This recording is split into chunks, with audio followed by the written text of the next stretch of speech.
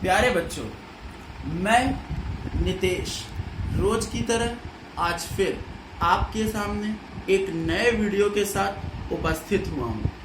आज का मेरा जो टॉपिक है उसमें बच्चों को बहुत सारा कंफ्यूजन रहता है, क्योंकि वो ये नहीं जानते हैं कि अपवर्त और अपवर्तक ये क्या होते हैं।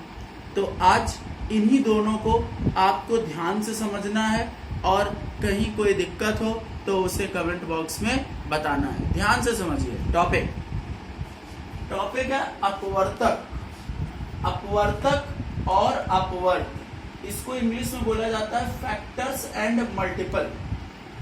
देखिए, अपवर्तक का मतलब होता है विभाजक और अपवर्त का मतलब होता है गुणज।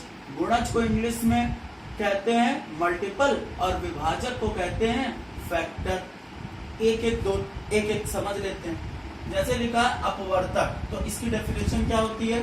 कोई संख्या जिन जिन संख्याओं से पूरी तरह विभाजित हो जाती है वह संख्याएं उस संख्या की अपवर्तक कहलाती है। जैसे समझिएगा, जैसे हमने एक जगह संख्या लिख रखी है और ये उसके अपवर्तक, जिससे पूरा पूरा डिविजिबल हो जाए। जैसे लिखा है 2, तो 2 1 से पूरा पूरा डिविजिबल होगा और 2 से पूरा पूरा डिविजिबल, मतलब जिसका उसमें भाग चला जाए। तो 1 का पूरा पूरा भाग और 2 का पूरा पूरा भाग 2 में चला जाएगा। अब ये लिखा है 8, 1 का भाग जाएगा, 2 का जाएगा, 4 का जाएगा और 8 का भी पूरा पूरा चला जाएगा। आगे लिखा है 15, 1 का, 3 का, 5 का और 15 का पूरा पूरा भाग इसमें चला जाएगा। 70 लिखा है, तो 1 का, 2 का, 5 का, 7 का, 14 का, 35 का, 70 का, सबका भाग इसमें पूरा पूरा चला जाएगा। और इसी तरीके से 84 के भी ये लिखे हुए हैं अपवर्तक। अपवर्तक मतलब एक ऐसी संख्या जिसका संख्या में पूरी तरह भाग चला जाए तो वह उस संख्या की अपवर्तक कहलाती है। और जैसे 2 पॉइंट देखिए, अगर आप ध्यान से देखें तो सभी में 1 आ रहा है, तो 1 प्रत्येक संख्या का अपवर्तक है और प्रत्येक संख्या स्वयं की अपवर्तक है। देखिए, सभी में 1 भी आ रहा है और अंत में वो संख्या भी आ रही है। जैसे 2 का 2 अपवर्तक, 8 का 8, 15 का 15, 70 का 70। इस तरह 2 बातें आपको क्लियर हो गई। 1 और वह स्वयं संख्या, उस संख्या की अपवर्तक जरूर होगी और बाकी जिससे उसमें भाग चला जाए वो। अब इसके बाद इसी में आता है समापवर्तक। देखिए, समापवर्तक का मतलब होता है समान अपवर्तक। तो समान अपवर्तक का मतलब इक्वल फैक्टर से है। जैसे समान अपवर्तक को ही समापवर्तक कहते हैं। कई बच्चों को समापवर्तक नहीं पता होता है, उसके लिए भी बता रहे हैं। वो सुनते तो है एलसीएम और एचसीएफ में लघुत्तम समापवर्तक, महत्तम समापवर्तक, लेकिन ये समापवर्तक क्या है उसको समझिए। तो एग्जाम्पल में जैसे लिखा 48, तो 1, 2, 3, 4, 6, 8, 12, 16, 24, 48, इन सभी संख्याओं का इस 48 में भाग चला जाएगा।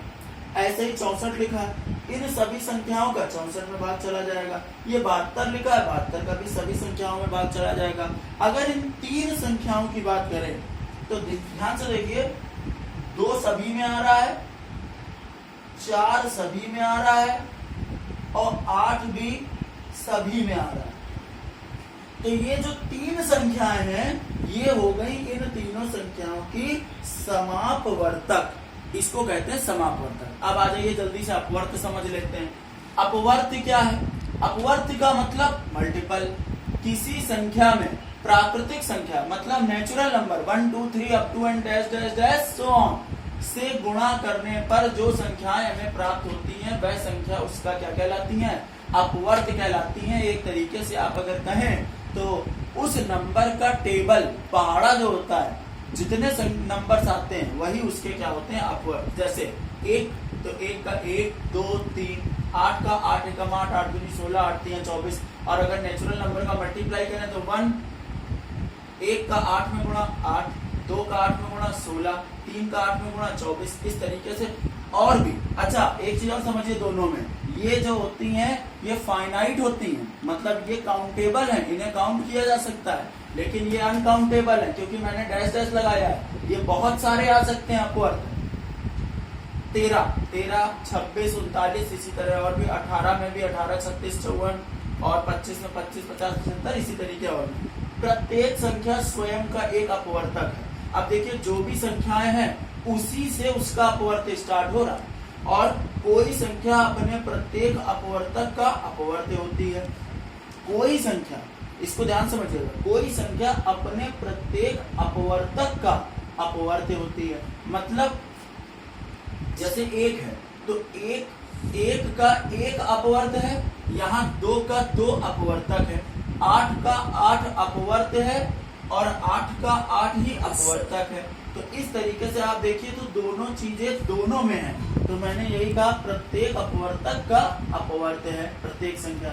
अब इसके बाद इसी में आ जाइए, एक चीज और होती है समापवर्तक। ये क्या है इसको ध्यान समझिए। समान अपवर्त्यों को ही समापवर्त्य कहते हैं। अब ये होता क्या है, कैसे इसको, जैसे 3 लिखा है तो 3 का 3, 3 दूनी 6, 3 तिया 9, 3 चौको 12, 3 पंचे 15, इसी तरीके आगे 6 का टेबल, 9 का टेबल लिख दिया। समापवर्त्य का मतलब एक जैसे अपवर्त्य तीनों में जो हो। अब अगर आप ध्यान से देखें तो 18 इसमें भी है, 18 इसमें भी है और 18 इसमें भी है। तो जो तीनों में हमें कॉमन मिल गया, समापवर्त्य मतलब इक्वल मल्टीपल। तो 18 तीनों में है तो वो इन तीनों का क्या हो गया, अपवर्त्य समापवर्त्य हो गया।